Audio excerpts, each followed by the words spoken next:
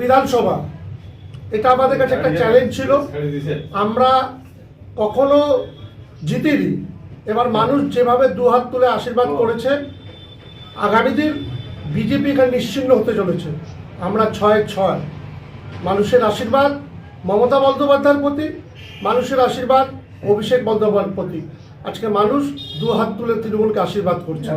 যেটা বারবার ভেবেছিল যেই সিট বিজেপির পার্মানেন্ট সিট, মানুষ দেখিয়ে দিল কারো সিট কারো পৈতৃক সম্পত্তি না, এই সিট মানুষের সিট, এই সিট মমতা বন্দ্যোপাধ্যায়ের সিট।